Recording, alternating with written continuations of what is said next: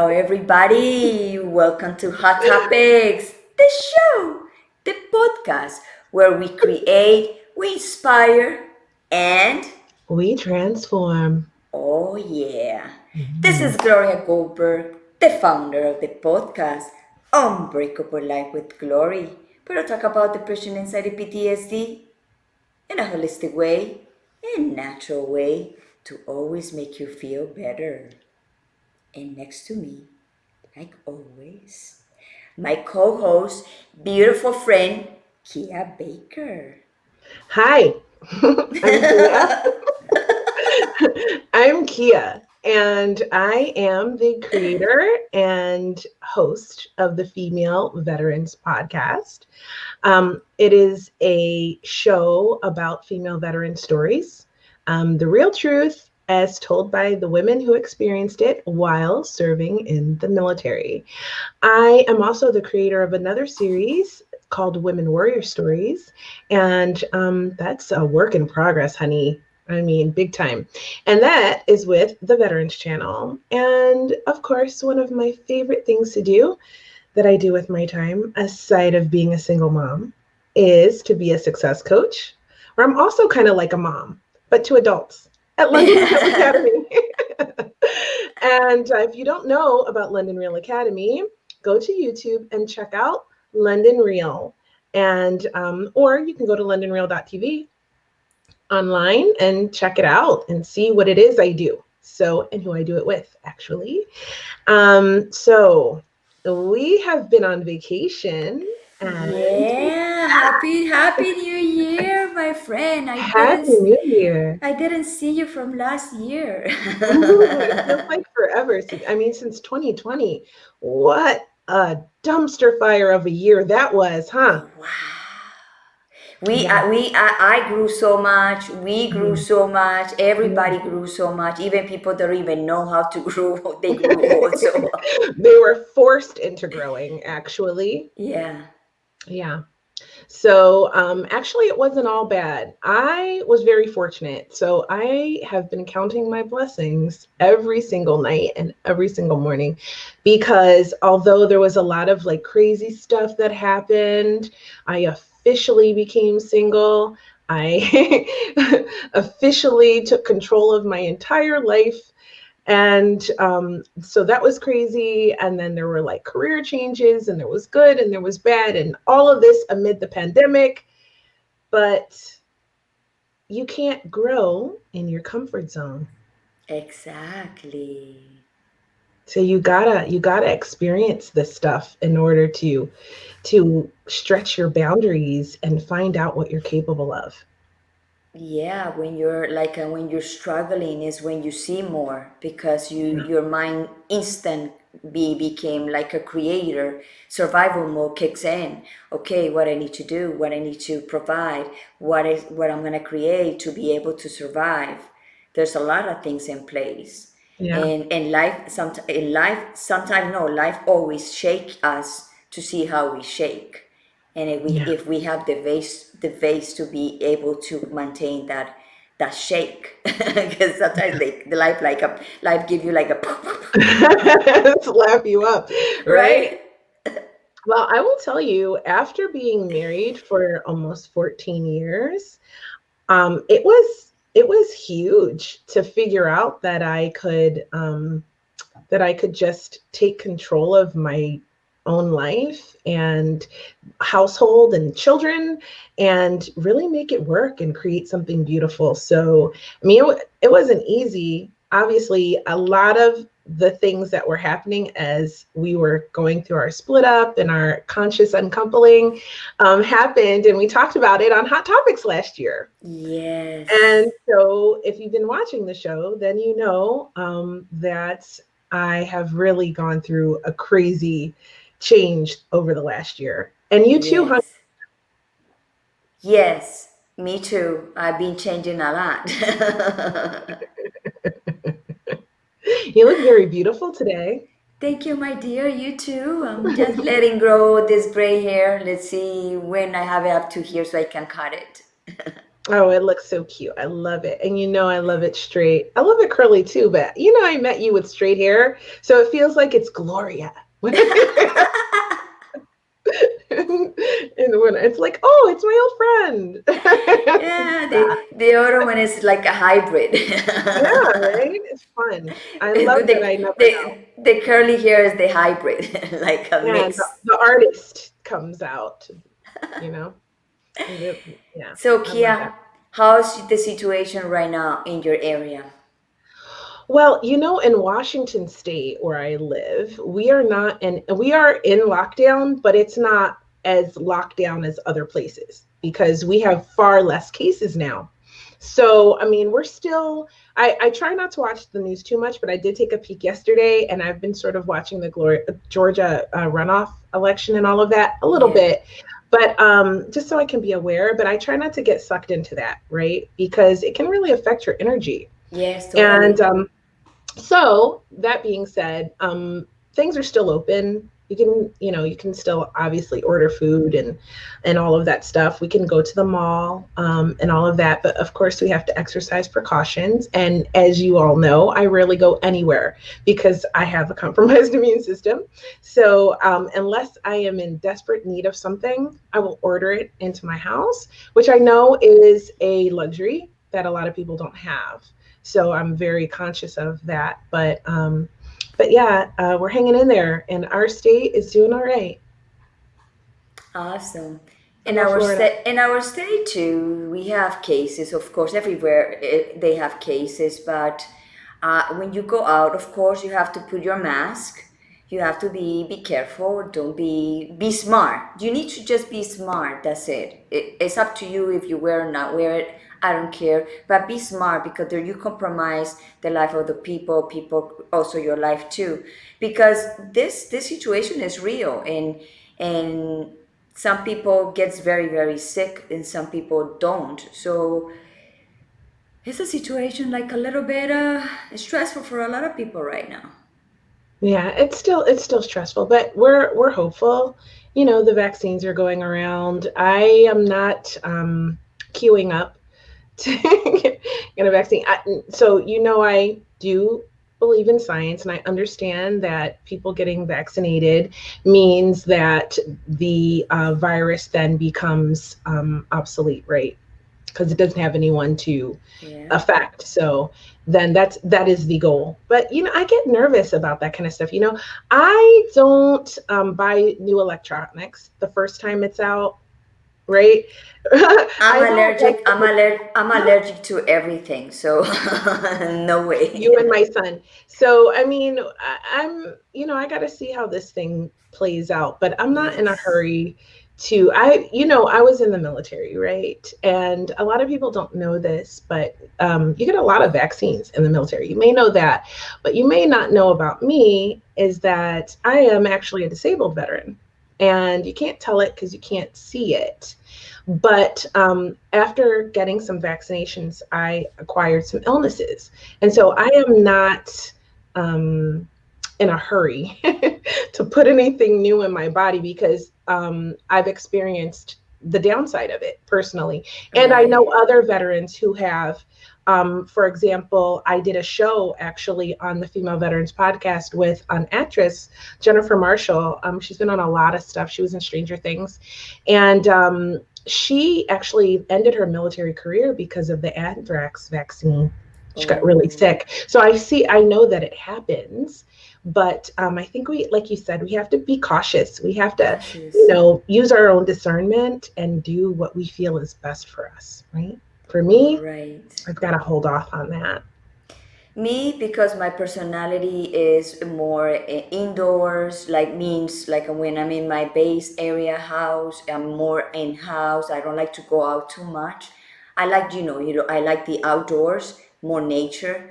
But Yeah. I'm not a party girl or a person that needs to have a lot of people around to be happy or a lot of friends. Yes, I do have a lot of friends. I know a lot of people, but that I doesn't mean that I need to be all the time with them. So for me, in that case, it's not that bad. But I feel bad for the people that really need that kind of interaction with other people. Thank God for technology. But Yes. it's not the same. Like sometimes you just want to hug. No. Right. You know what I mean? Right. How you Sometimes get you just feel a want to hug. kiss through here? Right. You don't Mm-hmm. feel anything. No, I didn't feel that. It looked You don't great. feel that? I didn't feel it. I felt it in my heart. You catch it. My son does this. He goes, and if I don't do it back, he'll be like, "Don't break my heart." My little one, my So 5-year-old. So Kia, before we bring our guests, so Yeah. how when you are single and you're dating online, what is like how you kiss online, like in Zoom kiss, like good night. You have a French kiss there too. So first of all, I don't have an honest answer for that, but I think that Zoom should create an icon. So you know how they have you could clap and you could use the emojis in Zoom. They should make a kiss icon. Then Of you could just put course. it on the screen when you're ending your date, and that way. It's just imagine that is so bad. Like you give me a kiss. You're French. Oh no, honey. No, no, no, no. I don't know if you can do all that. That just would be very, very strange. You But if would. anyone, let us know if you're watching and you happen to see this and you happen to know how you date on Zoom, please let us know. Write it in the comments. I think you have to you have to have something like that in Zoom so you can clean the camera. If you have a lot of dates, then Imagine that. 1 second, please. 1 second. you need like some disinfectant. Exactly. Palo Santo. Girl, I have no idea. I don't even begin to know because you know that I'm not dating. So I'm not dating at this time. I have to just like focus on my business right now. Right, I'm right. too busy working to be dating. Uh, I mean, I guess if the right person showed up in my path and piqued my interest, I might be persuaded. But at this time, I have a lot on my plate. So I can't wait for you to describe your experience in Zoom. You're like, how was your Zoom kiss? I don't know, girl. You'll be the first to know when I have a Zoom date then. You know what you could do? You could send your husband to work and have a lunch date There on you Zoom go. and then see how Yes. it works. And then let me know. So I'm prepared. That's a good idea. Oh my God. So, you know what? I could laugh with you for hours. But we have a guest in the green room. Yes. Hola, Yes. Hola, Diana. Diana. How are you? So, our guest that we have today, you guys all know him if you've been watching along, okay? And you know that we love Julian, the spiritual coach. And he is here today so we can freestyle. Okay, we are going to do some rhymes. No, we're not. I'm so bad at freestyling. But I will tell you this. My little brother is Sin Marcellus, and he's kind of famous on the East Coast in the north part. He's from Philly. He is a very, very talented artist, and he does hip hop.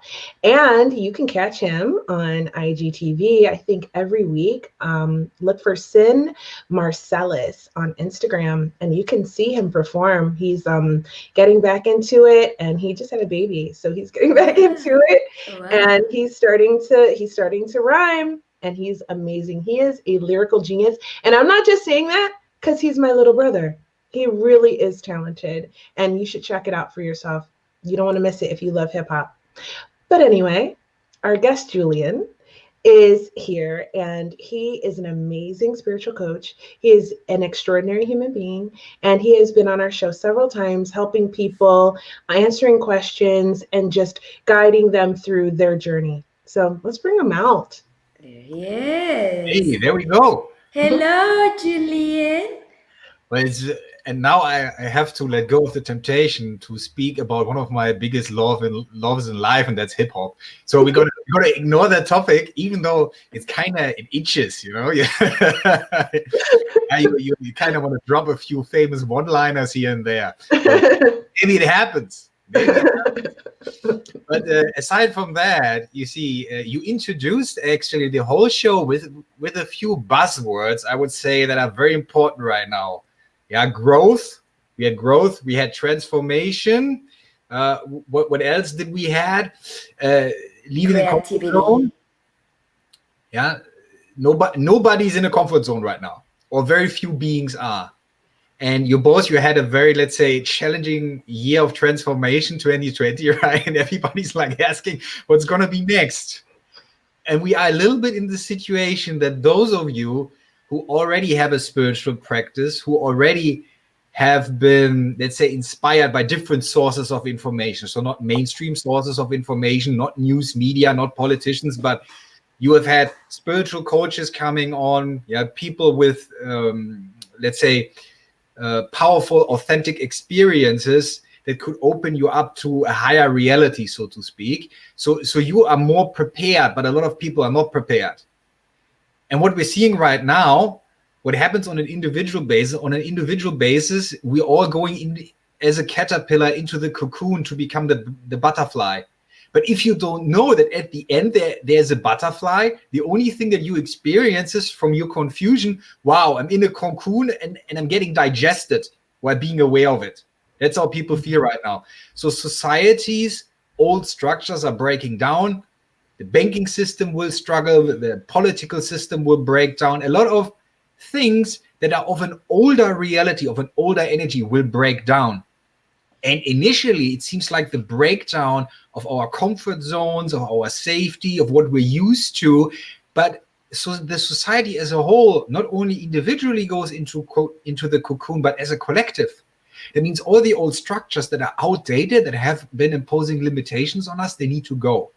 And when you're in that transformation period from one reality into another reality, so to speak, the in-between is subjectively ugly. And the reason it is subjectively ugly, because you only are allowed to enter a higher dimension when you clear out the old energies that you have accumulated in a lower dimension. Otherwise, you can't pass through the door.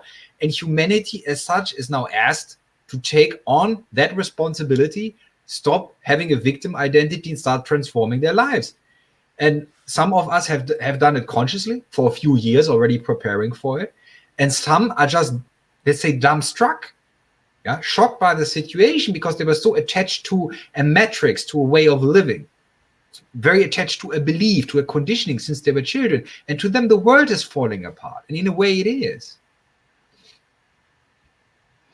Sometimes things fall apart to come back together, right? Yes. Exactly. And this is what every yogi, every mystic, every Buddhist master, yeah, everybody who has a deep mystical practice can tell you. The process is constantly being disintegrated and being put together. And subjectively, that is painful. And that is why I often see that people, when they come to me, some are ready for the path and some are not ready for the path, because some are looking to gain, let's say, comfort and safety through the spiritual practice. Forget about that. That's not going to happen. Sorry. I'm laughing because I've experienced that. Well, that's the thing. Yeah, you cannot grow when you want to be safe, because when you want to be safe, what are you? Afraid. When you're afraid, you're in a state of avoidance. So what Gloria spoke about before, about survival instinct, that is the key. Joe Dispenza speaks about that too. Are you in a creator mode, or are you in a survival mode? And survival mode is animal intelligence. That means you're acting from instinct and from conditioning. You're not acting from your higher cognitive functions. You're not acting from intuition. You're not acting from creativity. And this is what needs to happen in order to transform your life, so it is a match to the higher reality. And let's say those who previously had a spiritual practice in the Western society, they felt like a fish out of water. Yeah, or like a beached whale. But now it's the opposite. The energy on the planet is increasing through those who have had a spiritual practice already and have increased their energy. They suddenly feel they're part of the ocean. But those who haven't had the practice, and this is the Mars consciousness, they suddenly feel beached. And now we need to have a lot of compassion for people who are not prepared for what's going on, because they don't know how to creatively respond to life. They only know how to respond to life from biology and from programming in their nervous system, because nobody was teaching them how to be intuitive, how to develop a psychic sense, how to allow yourself to be inspired, to have creative answers to life that bring about your soul desire, not your ego's desire. Your ego's desire is safety, comfort, being liked. Threw all of that out of the window because it creates so much limitations and prisons, doesn't serve us. So all of that needs to go so the soul desire can manifest, and the human imagination is too limited to even imagine what the soul desire could be like. And you can only start tuning into that if you get over the survival instinct. And that takes practice. And many haven't had that practice. And that's what we see right now. When people are rioting or they're choosing violence over taking responsibility, that's what you see. They're acting from conditioning. Does that make sense? Yes. So, what are some steps people can take to begin to shift this? Well, the very first thing is to not avoid your emotions. Because this whole society is built on making humans a product. So when we were children and we got programmed in school of how to be prepared for society, it wasn't about preparing us for society, but it was about making us fit society. So we were trained to be obedient. We were at some point trained to write CVs, to wear suits, to behave in a certain way in order to get a job. You all have heard this. We all were raised up. And to get a job is the argument about safety. But it's not about fulfilling your heart's desire. Now, here's the thing. A lot of us were very upset in school, for example, as teenagers, as young adults, because we felt maybe we didn't fit in. We didn't want to submit to the matrix, but we were all bombarded with news, with propaganda, with fear stories about constantly, it's constantly about economy, survival, nonstop being bombarded with that. So it puts human consciousness into a continuous fear state. But then your emotions come up because your soul doesn't accept that. It doesn't accept a limited existence. It wants to break through the conditioning. It wants to break down the programming. And how do we see that? For example, as a very interesting fact, panic attacks. What are panic attacks? Well, I have sometimes been teaching people a certain type of breath work that I use hyperventilation in order to increase the energy of someone. Hyperventilation exercises. So they increase in energy and they can access their subconscious. And they can transmute traumas. What happens in a panic attack? A hyperventilation. Why is that? Because the soul is trying to break through the ego. And when you are in an ego state, you fight the panic attack and the tension remains. So what I'm saying is, when we have physical symptoms of panic, of anxiety, of fear, it is because we're not following our intuition, but we're following the program, the conditioning, the software, the propaganda. This is what we're following. And our soul knows this is not what we want to do. We want to be free. We don't want to be limited. And the soul tries to break through. But all of us have been made scared of our own souls. So when intuition happens, you all start questioning yourself. Have I imagined that? Because you have been gaslit from a very early age on. Every time you had an intuitive sense or an emotion, maybe your parents or maybe teachers said, no, you're making this up. This is not real. This is not reality. So basically the confidence was taken away. And then you start mistrusting your own ability. So when people have emotions that they perceive as negative, they need to understand they are only there because we're out of balance. So we need to first allow the negative emotion, the crying, the breaking down, the feeling miserable. And you need to start accepting those type of feelings because they're actually serving you. They're telling you, hey, you're not living the life you want to live deep down. And the majority of people has avoided those type of feelings through consuming, through distraction, entertainment, substances, sex. And again, nothing wrong with all of that. But if you're attached to it, if you're addicted to it, you live in a prison. So avoidance is what keeps you trapped in a limited state of being. So first, you need to accept the human being that you experience. And when you accept the human being, all its fears, all its unloving beliefs about itself or others, when you start accepting the human being, the mind starts calming down, and then you become receptive to soul. But you can only do this when you don't avoid. And because a lot of humans have been avoiding, we now have a situation in the world where the world is basically forced to transform. People have been locked down. Why? Because they haven't done their shadow work. They haven't taken care of their karma. So they needed to be ripped out of their usual environment. So they're forced to reflect because they didn't do it based on their free will. They rejected their own soul consciousness. So they needed to have a catalyst provided to them. Then we have the COVID situation, we have the lockdown situation. The old world doesn't work anymore. More of consuming, of distraction doesn't work. So now people feel negative. They think that the world is wrong. No, they're just becoming conscious of the stuff they haven't taken care of. So acceptance is the key. Not to avoid, but to feel into it, to give it space. And once you pass that hurdle, all those emotions start transforming and inspiration can occur. Wow. So, like, and when you talk about the panic attack, what you described was correct because I did have in my life 2 panic attacks, but I remember very clear the second one.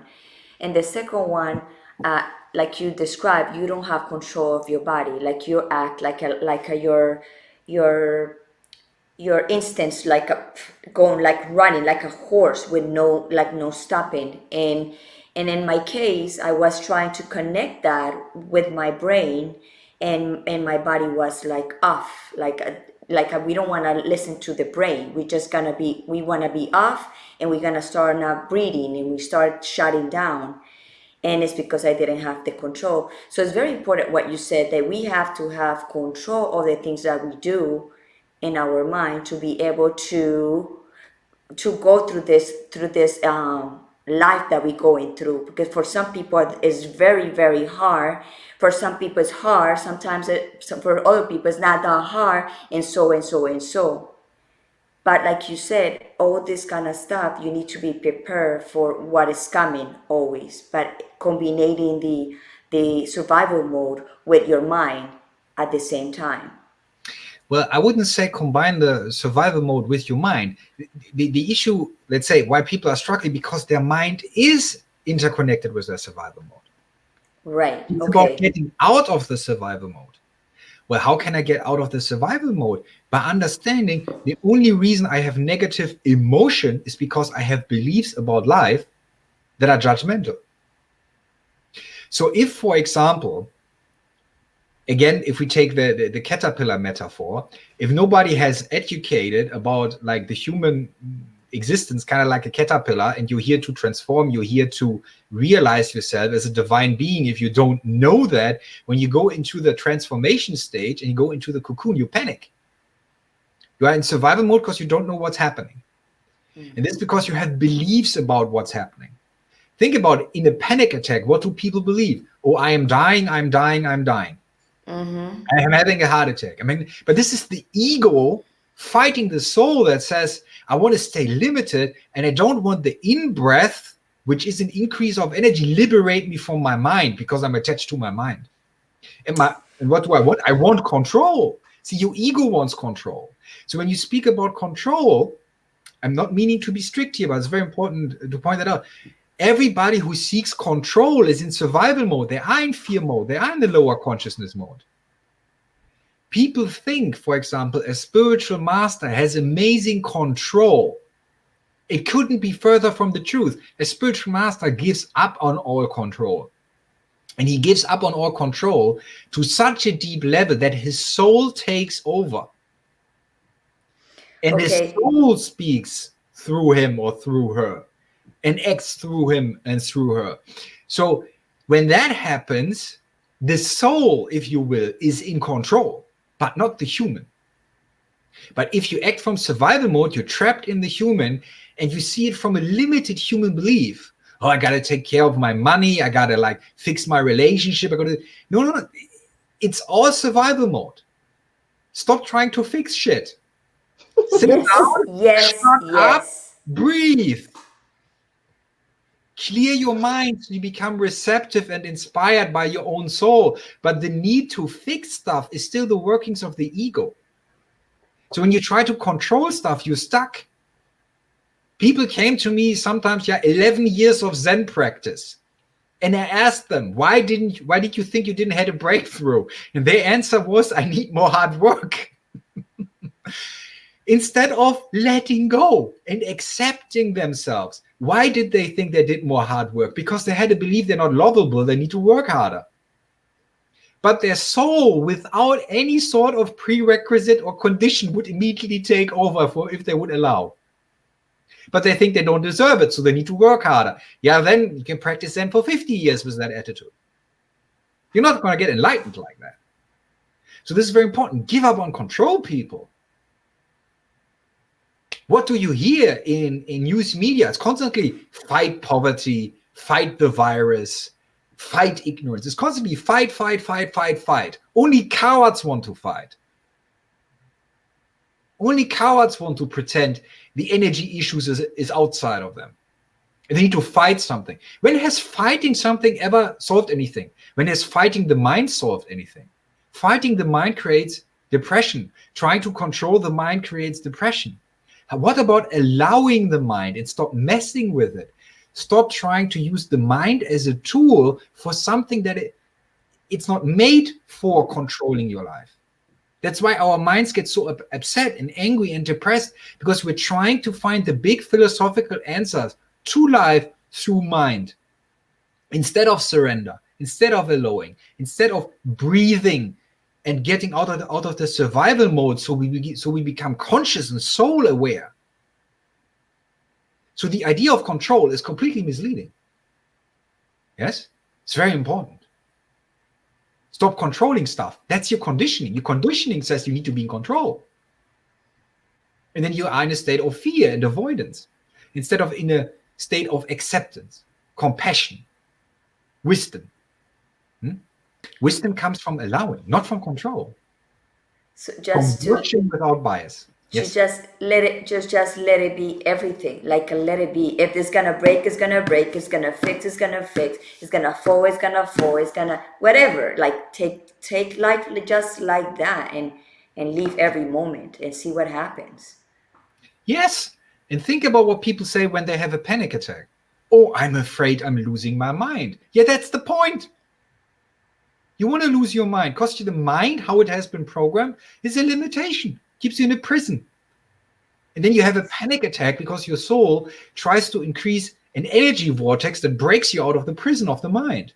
And then you're like, no, I want to hold on to mind. I am my thoughts. I'm afraid when my thoughts stop, I'm going to die. That's all the ego babbling. And this is what stops people from realization. They don't want spirituality to wake up. They want spirituality to make their ego feel better. But if it works, you drop out of the ego. So you basically view life from an immortal awareness and not from a mortal shell that is afraid for its survival. How limiting is that? It's a difference between binary or a quantum computer. What do you want to have? Like ones or zeros or quantum computing? Yeah, consider that. Okay. Now, I have a question. So, as we go through this process and we decide, all of us watching here today, that we are shifting out of survival mode, right?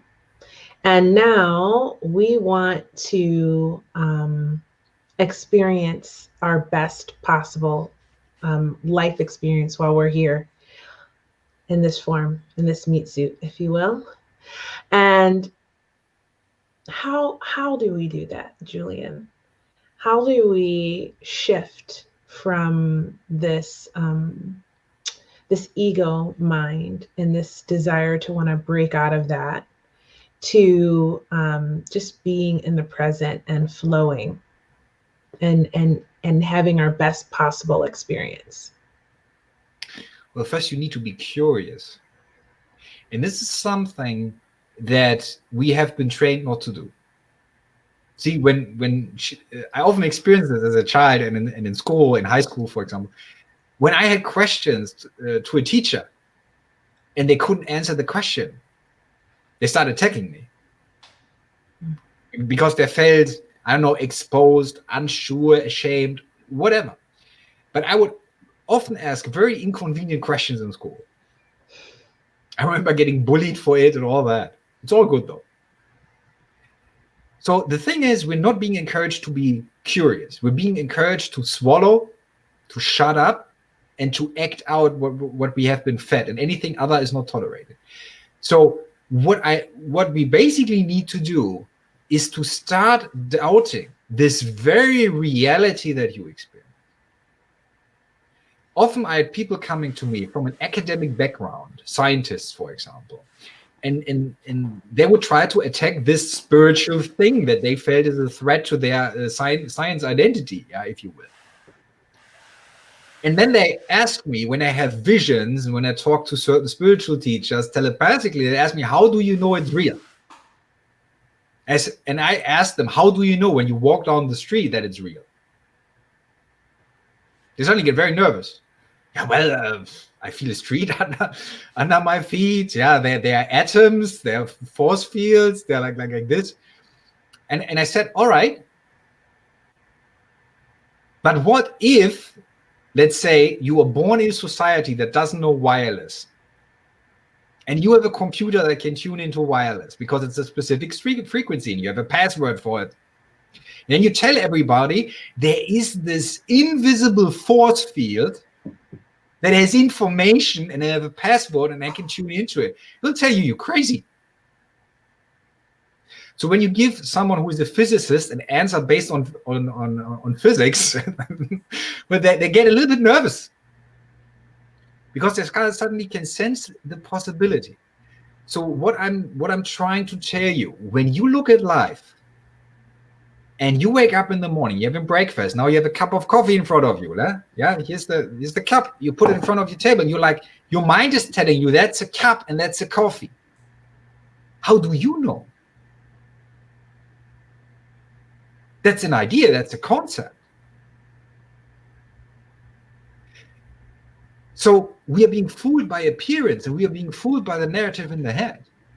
So everything that you see in daily life, you think you know what it is because you have a story about it in your head.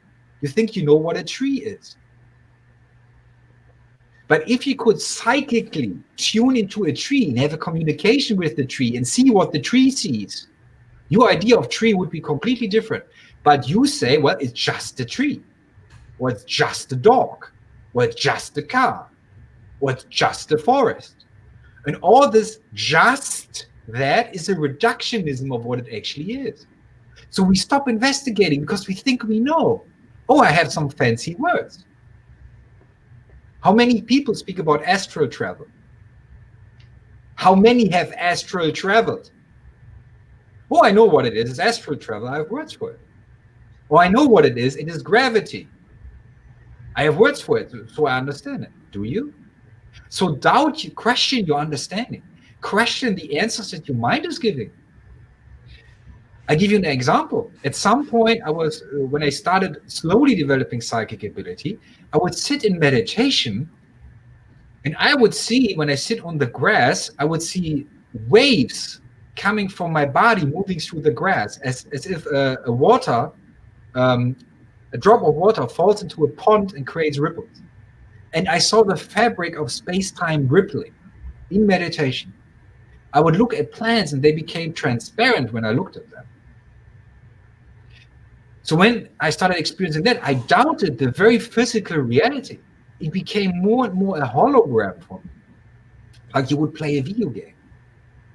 So in a sense, there was a disassociation from the idea of Julian that was programmed in society. Because my mind was trapped in space-time the same way my body was trapped in space-time.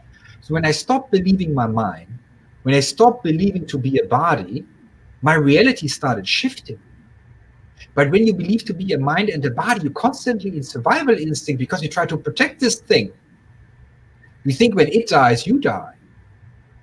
And then you stop questioning the reality because you're constantly in survival instinct. You don't ask the very profound question that any child is asking. I remember when I was, I think, 7 years old, I had a friend and we were sitting in a room playing. And then I said to my friend, let's try to imagine nothing. And we couldn't. Every time we would close our eyes, we would either see something completely black or completely white because our minds were incapable of imagining nothing. And we started laughing. When grown-ups see that, they don't understand it, but we were posing one of the most important philosophical questions. Because if there is something, it needs to be nothing. What is that? What is nothing? And when you look at the world of appearances, you need to understand, in order to experience something, there needs to be nothing in between. So when you listen to music, between notes, there's nothing. Otherwise, you wouldn't hear melody. You wouldn't experience thoughts if there wouldn't be gaps between the thoughts. So this nothingness is the key to realization. Because at some point, when you start accepting your mind, when you accept the human conditions, when you accept that you're miserable, when you accept that you're desperate, when you accept that you're frustrated, when you accept all of that, suddenly you calm down and the gaps between the thoughts become wider. And at some point, there are no thoughts. Only awareness is left, nothingness. And that's the moment of liberation.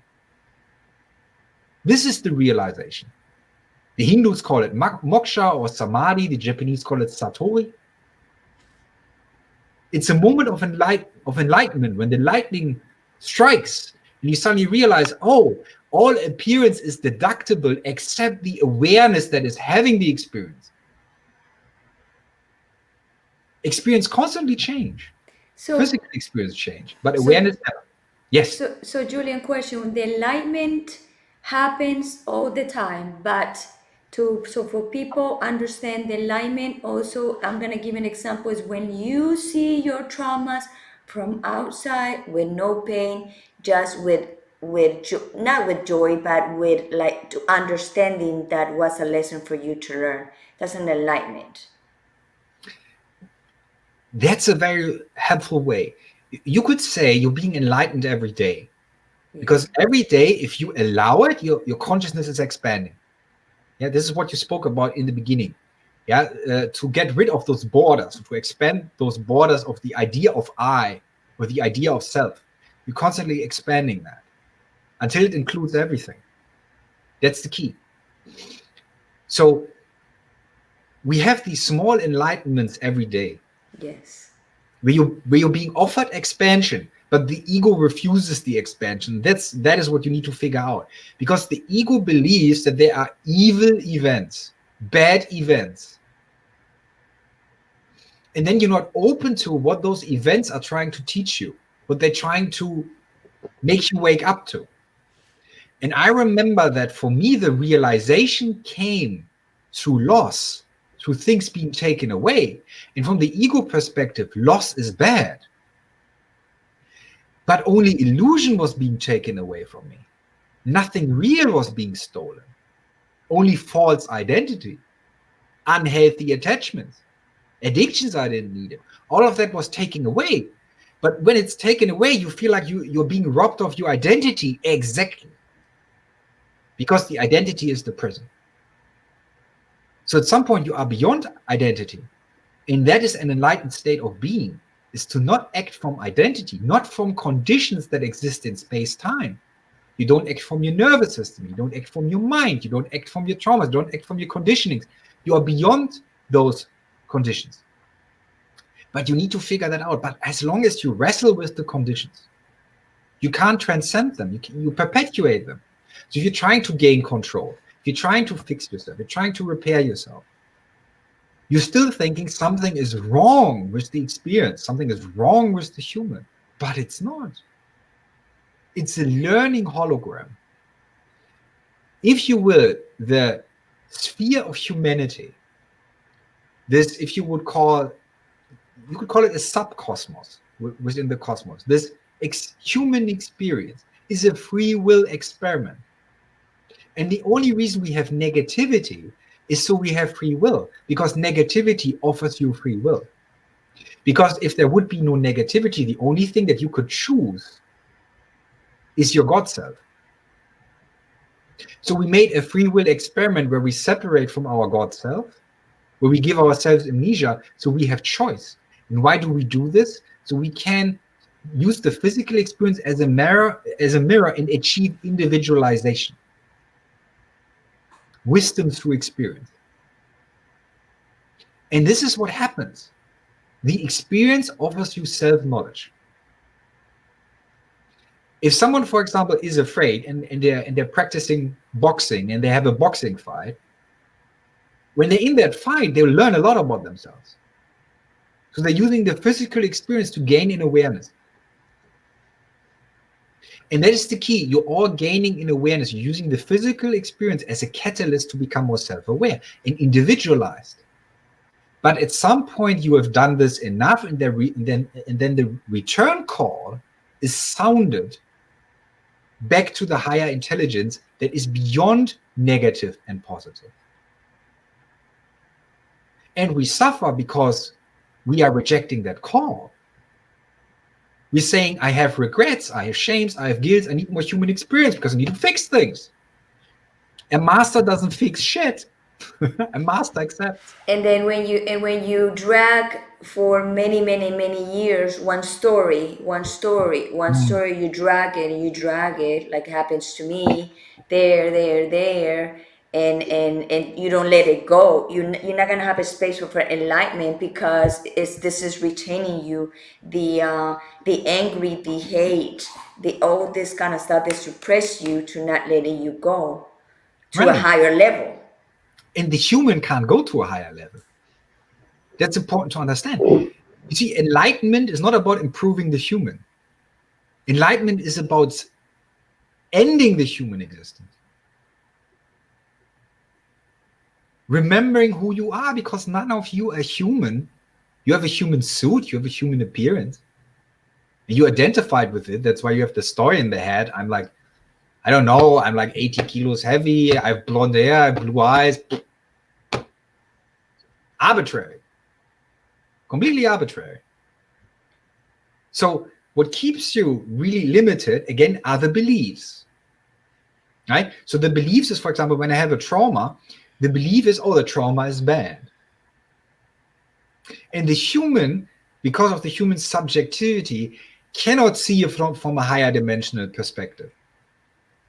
And the higher dimensional perspective would be liberating. So what do we need to do? Sit in meditation, accept everything within the human, the whole psyche, all the frustrations, all the trauma, and accept that we can't accept it.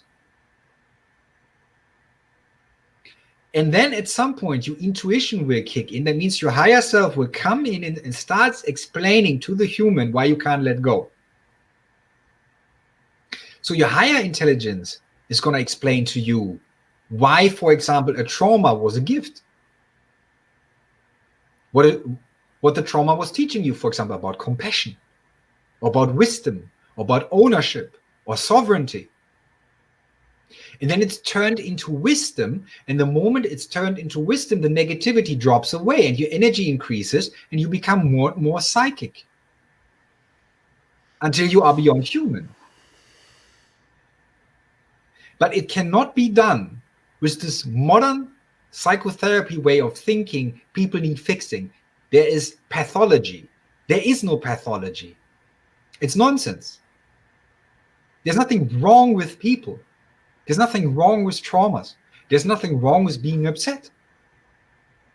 But if you want to transcend it, you cannot do it with the mind.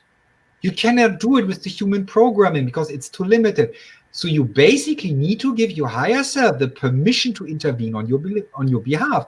But when you have amnesia, you don't even know that a higher self exists. You don't ask, right? And there are many people who ask me why, for example, a higher force doesn't intervene on their behalf, because free will is divine. And even God doesn't override your free will, because free will is also the will of God. So even God wouldn't override your free will. And if you attach to guilt and shame and unloving beliefs and want to keep that identity, you can't be liberated. So it's not about fixing you. It's about accepting that you don't need fixing. So I have a question before Yes. you go on. You were talking about higher self, and I was just thinking about when I was young, and I was very religious. I'm not religious now, you know that, but I used to pray a lot, right? And so, as I was taught, and I would pray to God for whatever help or whatever I needed. Essentially, I would ask God. To pass a math test. Whatever I needed. Okay. Yeah. So, I mean, essentially, you know, I had a difficult childhood, as you know, and I prayed a lot for help out of that situation. But in general, people pray.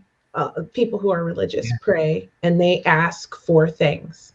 Now, we've had this conversation in private, but I thought it would be a good time to share that with everyone as to like why your prayers sometimes go unanswered, and why does it seem like sometimes they are.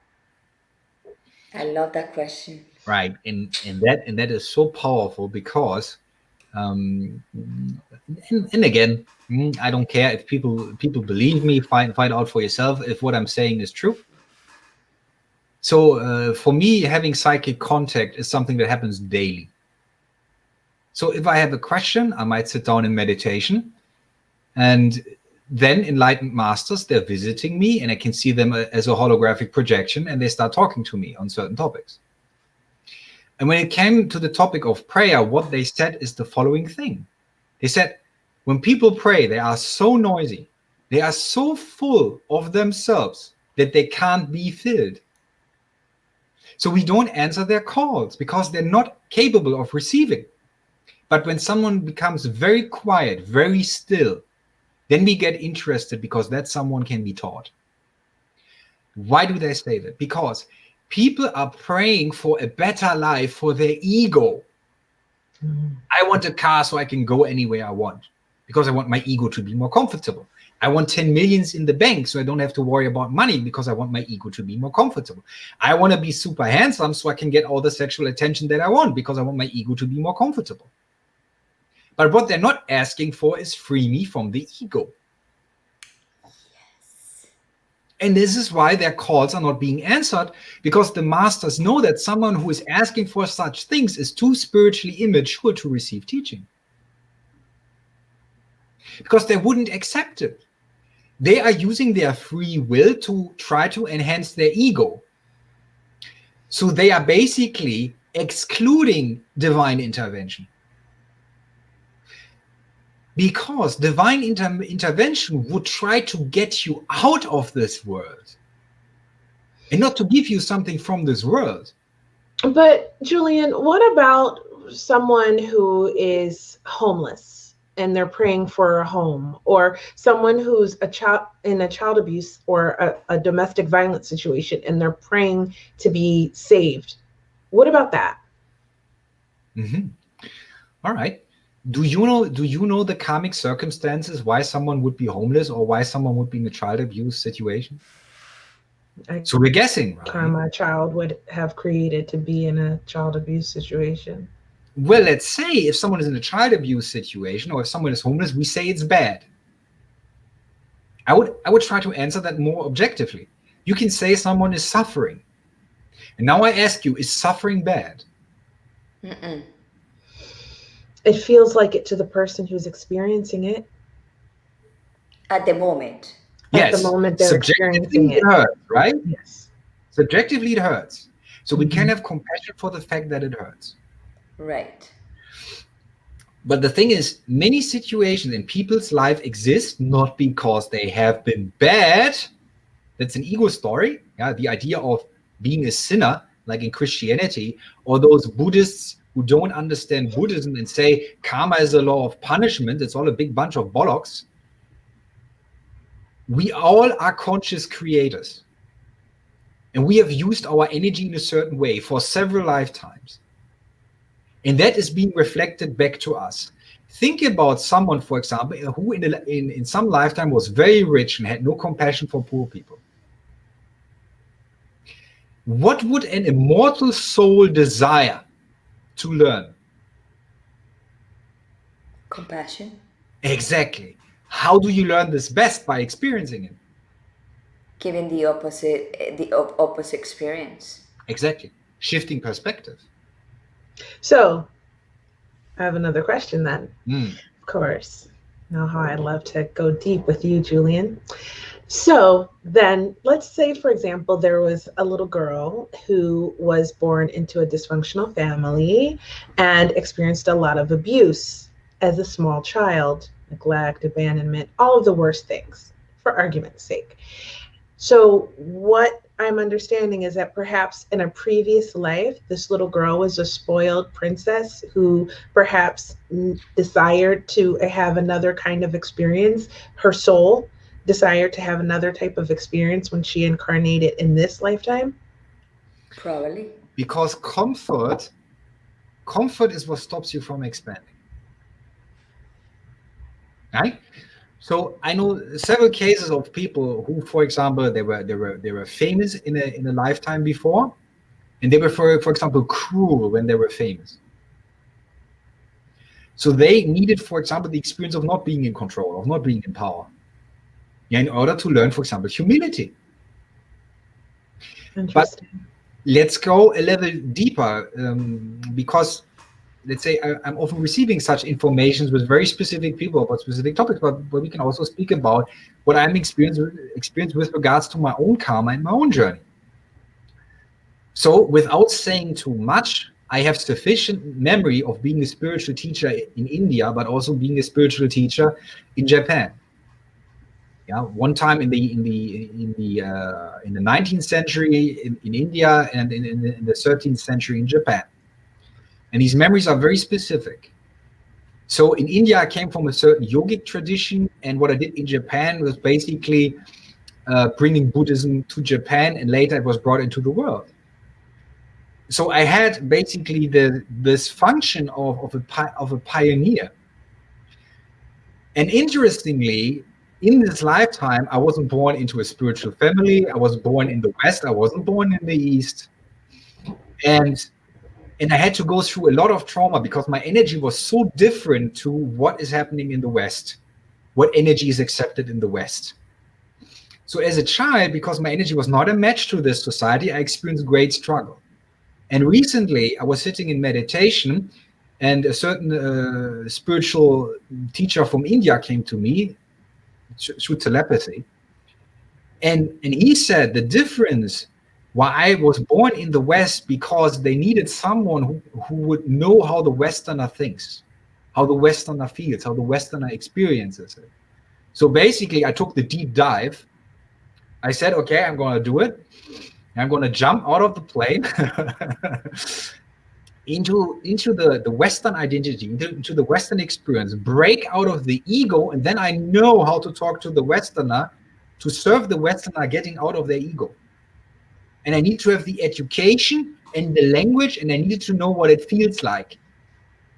If I would have been born in India and traveled to the West, I would not be able to communicate as effectively as I can right now. So all this hardship was preparation to be able to communicate such knowledge by being able to relate to a society that is in a certain state of consciousness and energy. So you could say from a perspective of ego, well, that was a miserable childhood. But all this discomfort made me grow, made me break out, made me toughen up, made me evolve. So when I look back at those memories right now, they don't carry any pain. because I use them as a catalyst for transformation. That's the key. So there is no bitterness, there's no regret. So earlier you said that when you were growing up, you were kind of curious in school and you were bullied, you were different. Okay. But what you said after that is it's all good. Yeah. Said it really quickly. It's all good. And so I just wanted to highlight that as sort of like punctuation on what you're saying, is that these traumas that we experience, and some of us are experiencing right now, I just want to say that I know that it's difficult right now, or it was difficult when you were experiencing it, but this is a catalyst for growth and wisdom and compassion. And so it might not be all good now, but it will be, is my point. Well, yes. And the enlightenment or the realization is actually a step, let's say, it's even more simple than that. It's not the realization that it will be good, but it is a realization that it is good right now. But you cannot have that realization from human perspective, because from the human perspective, it's sometimes tragic. Mm-hmm. It's sad. It's overwhelming, subjectively a lot. So you need to understand the human can't escape. So you need to accept that you cannot escape. Yeah, from this experience as a human. So you need to be more than human to escape. And this is why prayers often don't get answered, because the imagination of the people is too limited. Again, they just want a better life for their ego. But maybe you are having a tough life because you have a bright light and you need to learn how to shine it in difficult situations.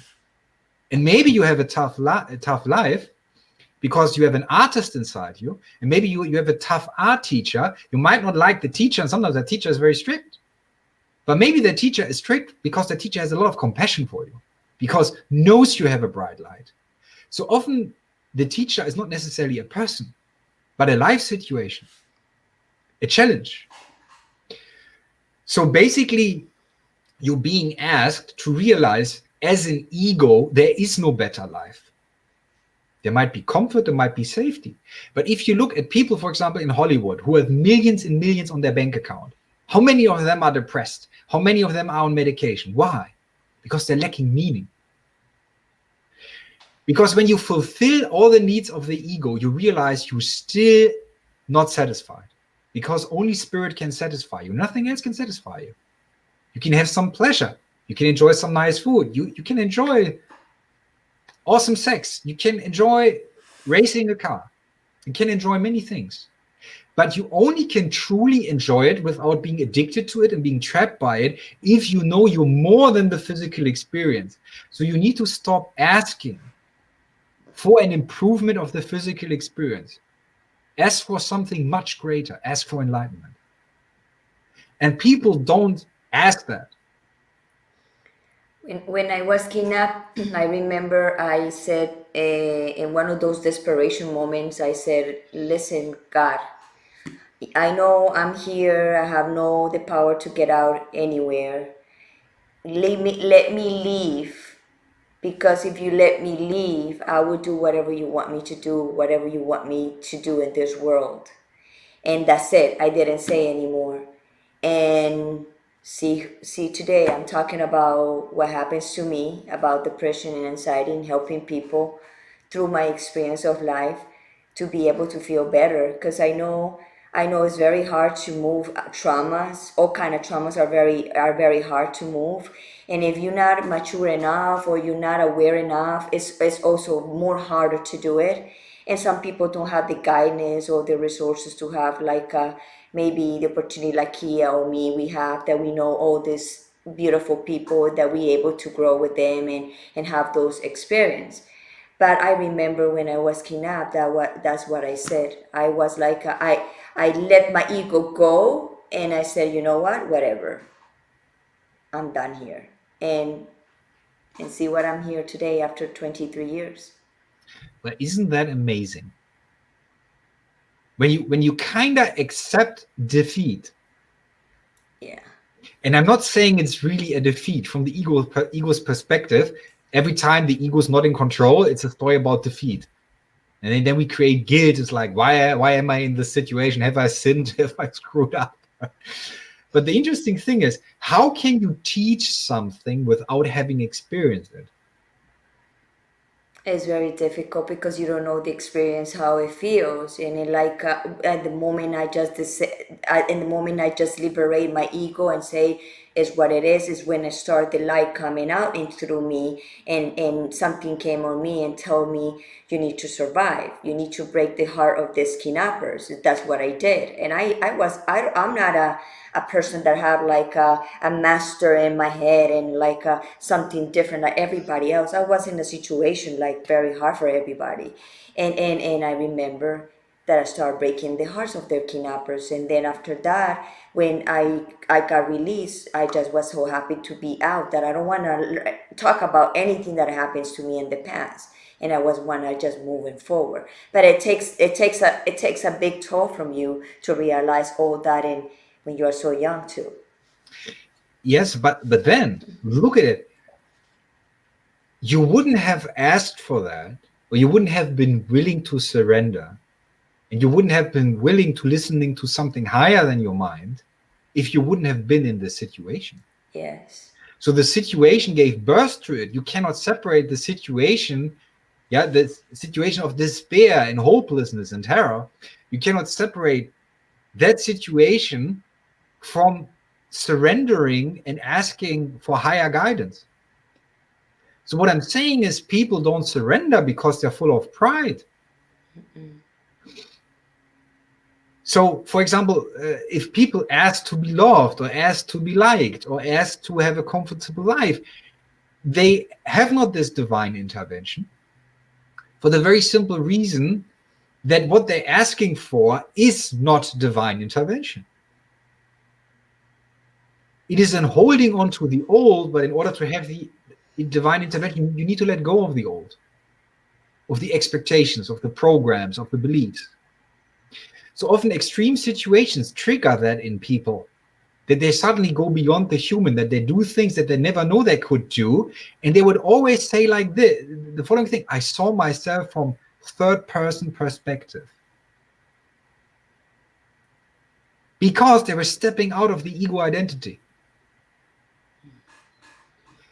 So at some point you realize, and this is something for the mystics or for the yogis out there, when you sit in meditation, that you do that, let's say that things appear to happen to you, that you suddenly see energy, move energy with your mind, have psychic experiences, but you're not doing it. The person is not doing it because the person can't do it. That is the key here. Every time we think the human needs to do it, we're actually in resistance. We're actually in resistance to divine intervention. And if we want the human to be comfortable, what we're actually an enemy to is growth. So when you give the divine a blanco check, you have a wide open disclaimer. So for example, for a while, I would wake up in the morning and I would sit down, if you will, in prayer, and I would send out certain intentions. And I would send out the intention every morning: I only seek complete enlightenment, nothing else will suffice. So I gave the universe basically full permission to bring everything to me that would rip me out of the illusion. So I was setting myself up for what you could call a fire of purification. And that hurts like hell. It does. Because then everything that you're afraid of will come to you. Because the higher dimensions will try to teach you how to go beyond your fear. And if you avoid your fear, you can't do that. You'll be a slave to your fear. So you need to face your fear in order to transcend it. And this is why people, when they speak about they want enlightenment, they don't want enlightenment. They want a better life for their ego, but they don't want to drop their ego. Because dropping your ego means you face everything you're afraid of. And an enlightened master is utterly fearless because there is no stone that the master left unturned. Looked into every dark hole, into the deepest shitter that they ever were in. They're investigating all of that with a curiosity, with a humility. And this burns away the ego. But it's very painful. My mom. Wow. Yeah. Very similar in appearance. They're gorgeous. Gorgeous. All right. So what I'm trying to tell you is this. When we're asking for enlightenment, it will be painful. But it will be temporarily painful. Yes. Because you get rid of the old pains, but you're not creating new ones. But if you're not asking for enlightenment, if you're not having a spiritual practice, if you don't do shadow work, if you're not meditating, what happens is that you live in an unconscious state. That means you accumulate more pain. So basically, when we seek the enlightenment, we rid ourselves of the old dysfunctional energies, and we don't create new suffering. But when you're afraid of the painful process of awakening, of being the caterpillar, being dismantled with full awareness of being dismantled and being, let's say, rebuilt into the butterfly, it's a very painful experience. It hurts.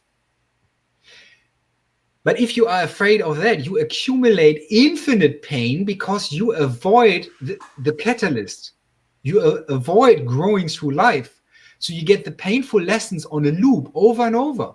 Yes. Another breakup, another divorce, another job loss, because the traumas keep repeating until you own up. So when you seek enlightenment, you will go through a painful process of transformation, but it's going to lead to a liberation from pain. This might take 4 or 5 or 6 or 7 years of practice. Maybe several lifetimes. But if you don't get to it, you keep accumulating karma.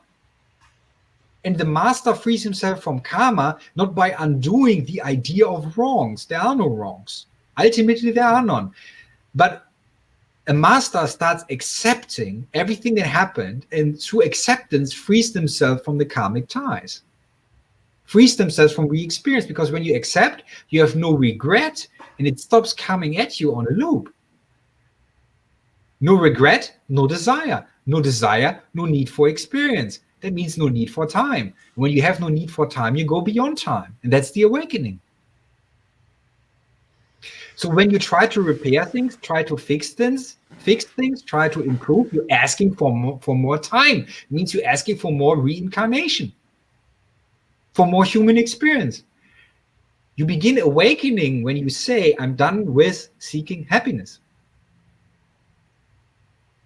Because now you seek illumination, which goes beyond happiness, far beyond happiness, a transcendent peace and joy that is beyond happiness, because happiness is temporary. Oh, I have money on my account, now I'm happy. Oh, I don't have money on my account, now I'm unhappy. Oh, I'm not single. Oh, great, I'm happy. Oh, now I'm single, now I'm unhappy. You see, that's a torture wheel.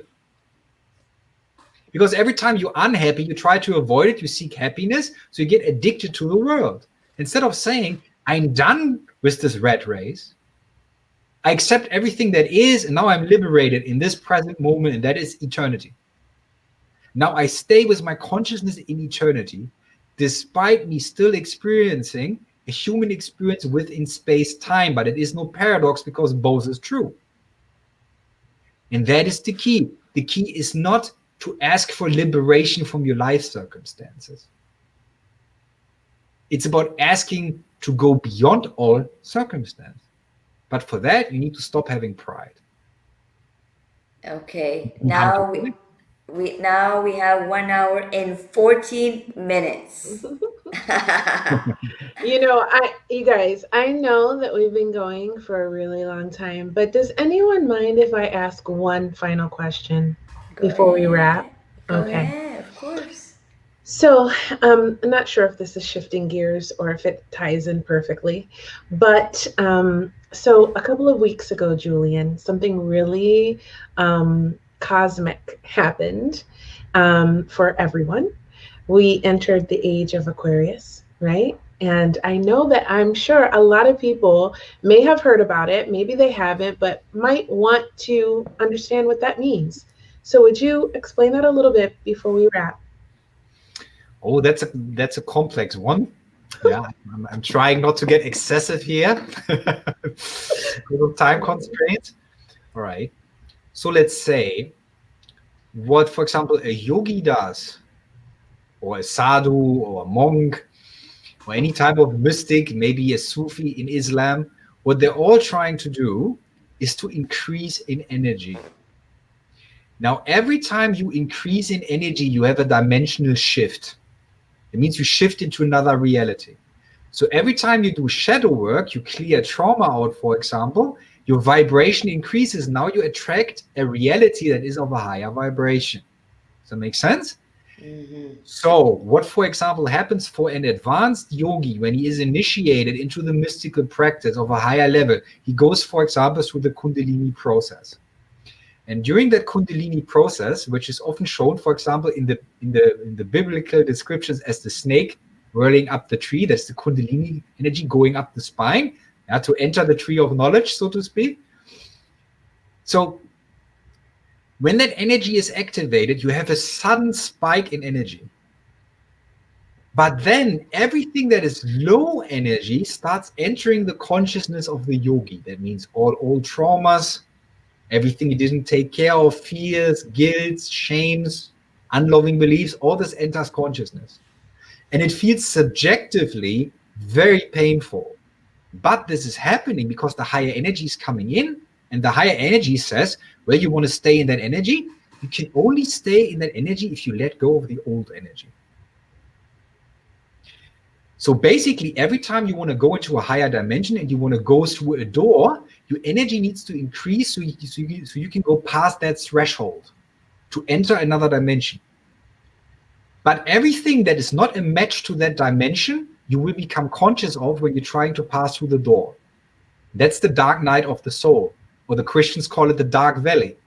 Isn't there a prayer in the Bible where it says, "Oh Lord, protect me when I go through the dark valley"? Yes.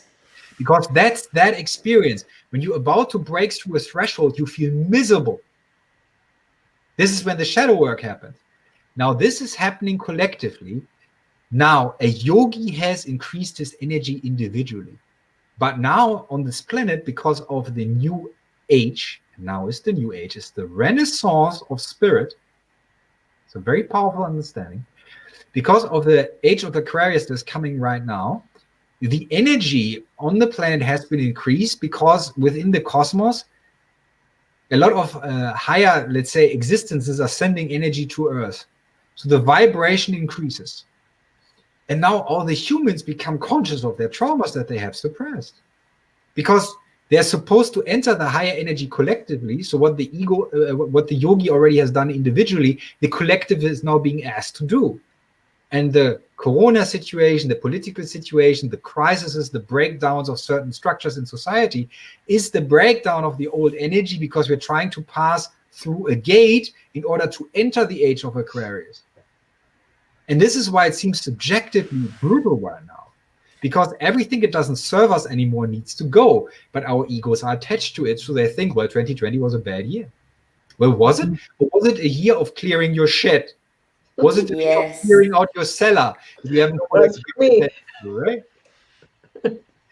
And why is that happening? Because it's a preparation for the higher dimension. That will be a renaissance of a compassionate, loving humanity that will overcome duality, that will overcome the ego, but the shadow work needs to be done. So what you do within yourself, clearing your old structures, your old belief structures, the matrix in your mind, is also what needs to happen on a physical level. A breakdown of governments that have been corrupt and abusive. A certain elite, for example, who has been bamboozling the masses for a very long time, they will be exposed through that energy. Think about how many scandals and things have been revealed over the last year. And don't you remember there is also a passage in the Bible? You see, I'm not a Christian. I'm just pointing out the things in the Bible that have a reference to truth. Yeah, there is a statement of all that is hidden shall be revealed. Which means in order to enter the new age, what you have hidden from yourself, or what the society didn't want to take care of, will be spilled into the collective consciousness. And if they reject it, they suffer. They need to accept it and work with it in order to attain transformation so they can stay in the high energy. So we go from 3D to 5D. Does it make sense? Yes. Wow. Completely. I hope that made sense to everyone, because that's a lot of information and it can be very, very beneficial. So, final steps in going into 2021 to make it the most amazing year possible. What do you think, Julian? I think that's a lot of pressure. See, let go of the expectations. Because now you have an expectation, it needs to be an amazing year. What does that create? A fear of it not being an amazing year. Let it be whatever it needs to be to bring you to a higher state of being. Stop limiting it by having expectations about it. How about, again, and this is my hint that I gave before, doubt the very fabric of this experience. Doubt it. Doubt that what you experience is matter. It's a holographic experience. Speak to a quantum physicist, they'll blow your mind. They know it's a holographic experience. They can describe it to you mathematically. So I would think then that you just go through the year and it is what it is to you. It's what it is. So if it's amazing, so in my opinion, it's going to be amazing regardless. That is how I'm going to feel about it. Whatever happens is my point. But as long as you realize that you are amazing, your year will be amazing. But before we It's started, about realizing that you're amazing. before we went into 2020, nobody knew what was going to happen. Everybody went through. Exactly. So now we know what we are in with the deal. We need to deal with the shit. So let's continue dealing with the shit and make a best of the shit. Right? Exactly. Here's the thing. That is what alchemy is. Alchemy is not turning lead into gold. It's turning dark energy into higher vibrational energy. Yes. And this is the yogic process, the mystical process, is to do the shadow work, to transform the old energies so you can rebuild yourself anew in a higher state of consciousness.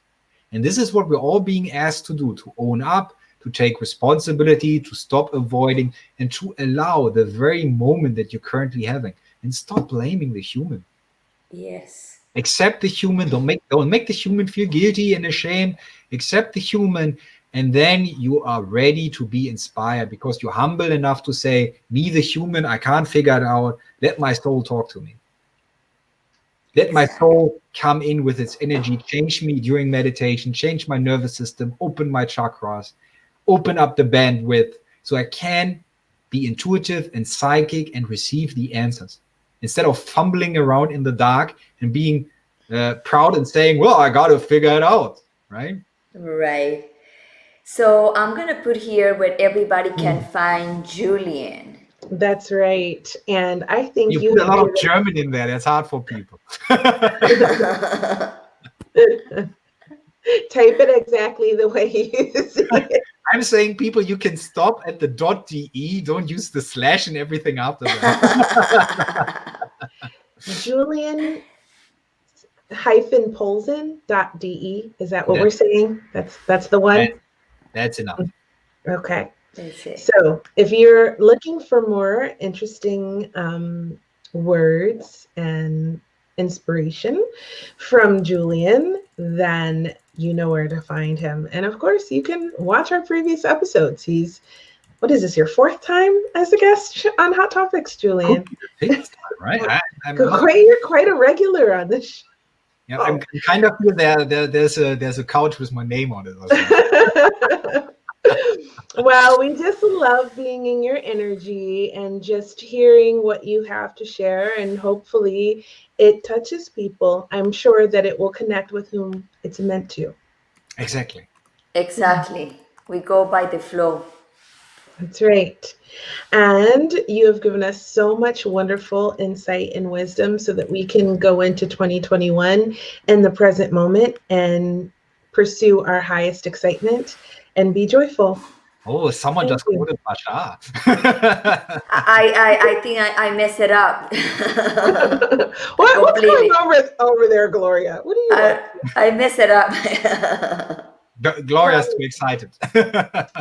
You know what we could do? We can just put it in the show description. I already did. They're That's what. already there. Well, it's there. So no worries. You can find Julian if you want to find Julian. You can always Right. Julian message. Polzin, right there. You can always message us on Hot Topics, like so many other people do, and we can point you in the right direction. You'll get an automated response from us. And then if you still want more information after that, then one of us will reach out to you personally and help you. But it has to be legit. It has to be legit. Oh, Again, yes. we don't like anything pornographic in our Yeah. messages. Please refrain from doing that. With the bullshit, we will cut it right away. So if you really want to reach Julian or any of our guests or us, send us a message to our Hot Topics inbox and we will get back to you. If you want to reach an enlightenment, or you want to know how to get in an enlightenment, if you want to know how to work your shadows, if you want to know how to deal with your traumas, Julian Polzin is the person. He's been helping Kia and me for a long time, and Yeah, we hang out. and it's fantastic. So, and helped me a lot with my own stuff, and I really recommend you highly with Julian Polzin if you have any issue that you want to fix. One tip, don't come with bullshit. Nope. Just saying. Yes. Well, you can come with bullshit, but as I pointed out, it would be very helpful for you if you accept it. That. Right. That. Right. And if you really want to be serious about you growing, about spirituality, and about growing in enlightenment, Julian Polzin will help you. Like he said, he Yes. will see if you are ready to be one of those too. Well, you need to want it. That's important. Yes. You Exactly. need to want it. You can't fake it. Can't fake it until you make it. You can't hustle that. Does anybody do that anymore? Is that still a thing? Fake it till you make it. No, it's just not possible, because you see, you can hide something from people, but you cannot hide anything from someone who can read your mind, your emotions, and knows your past life. The body will describe you right away. Your body will tell the other person that you're not real, that you're fake. Right. And every time you Energy. negativity is when you're fake. Yeah. What did they say? Your energy speaks for you before Oh, yeah. you come into the room. Your energy enters first, right? Yes. And energy doesn't lie. No. You can change your body language, you can lie, you can try to manipulate, and it works with people in an ego state because they can't sense energy, they're not aware of it. But someone who is aware of energy, you can't fool them. And there are many who have tried to fool enlightened masters. Yeah. And well, it's often not pretty. because they get it mirrored back. It's going to be very uncomfortable when they suddenly see their own reflection, and they will try to pretend it's the teacher, but it's not the teacher, because the teacher is clear. That's why the reflection is so clear. And if you try to fool a teacher, you're going to feel it as a negativity within yourself because you're not being authentic. But we got to be compassionate, because many people are not inauthentic because they want to be inauthentic. They have forgotten how to be authentic because of trauma and programming. Exactly. So it's very important to be patient with people, to show them the mirror, but to not blame them, because what they will do, they will shut down. They will disassociate or become defensive. So we need to have compassion when we mirror people's consciousness back to them, because it's going to be painful nonetheless to have that mirror, right? I totally get it, that one.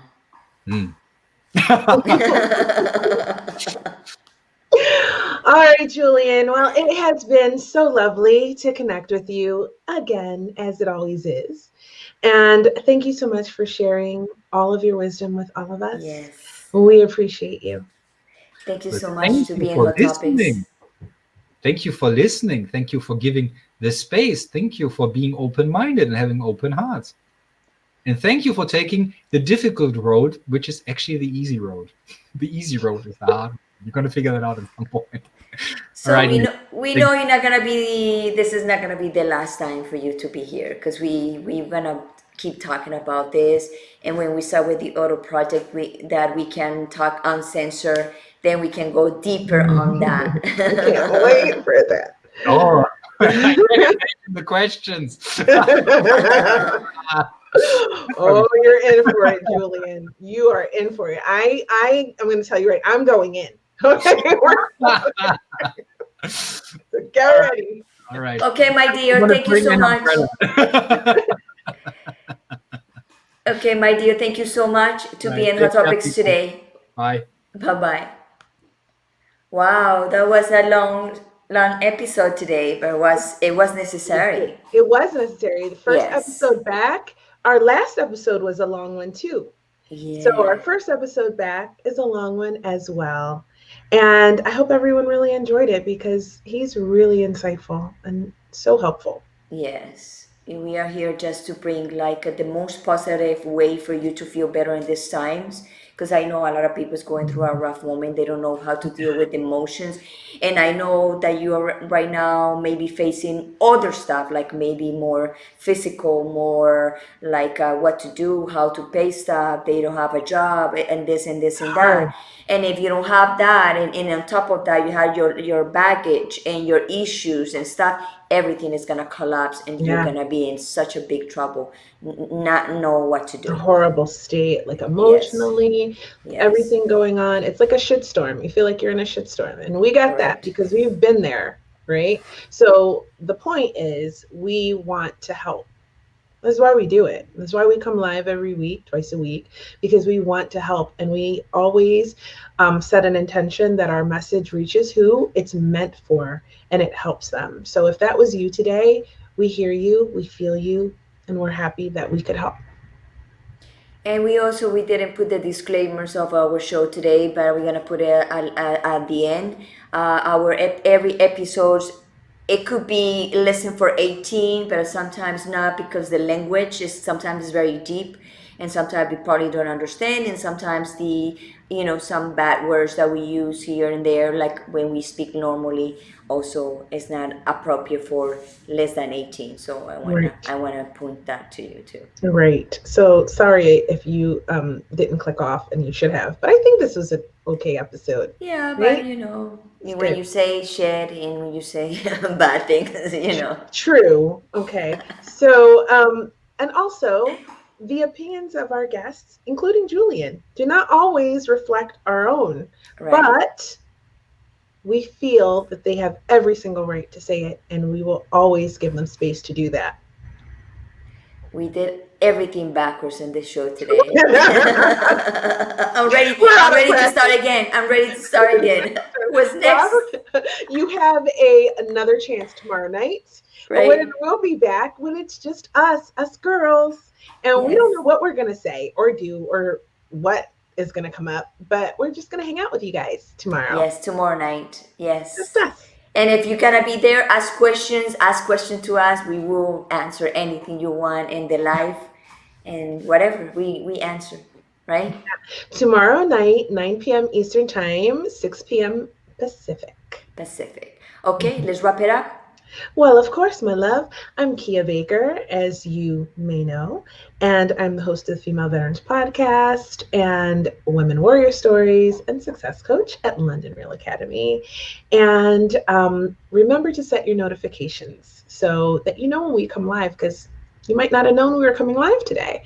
And you can follow us on Instagram at Hot Topics the Podcast. You can follow me personally at Kiativity. That's Kia-tivity, like positivity, and at Gloria Gold 1111. Hi, Yeah. Anna. Ay, mi amor. Yeah. Te quiero mucho. Yo también te quiero mucho. Oh, our little sister in Mexico. I can't wait till you come back. I have a news for you, but I cannot say in public, in private, Ooh, about her. Oh, Okay, so I'm excited to hear that, and we can't wait for you to come back, Anna. Love you, girl.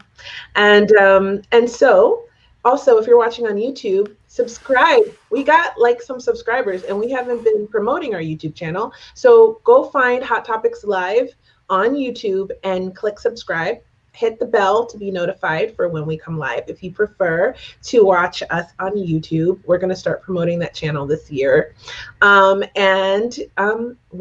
we love you guys. And I'm joined, as always, by the most spectacular woman on the planet. That was a good one. Thank you so much, my dear. What an honor is that.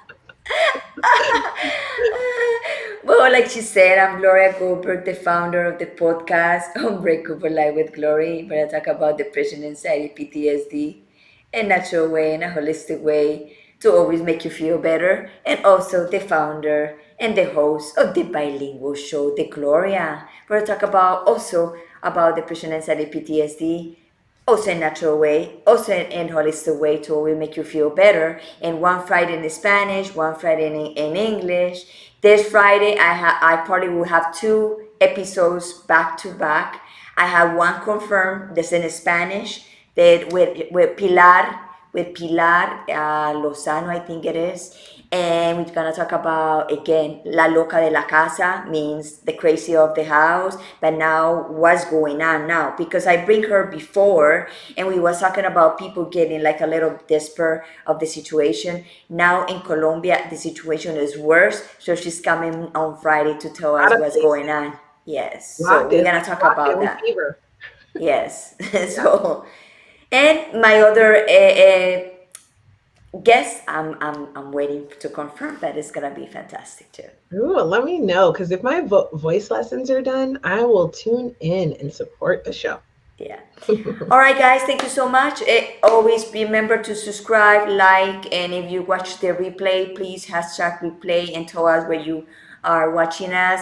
And remember that we are here to help you to move forward, to help you to feel better. And if you, the only way for us to continue is for you to like us, spread the word, and subscribe. Thank you so much for your support. Bye bye.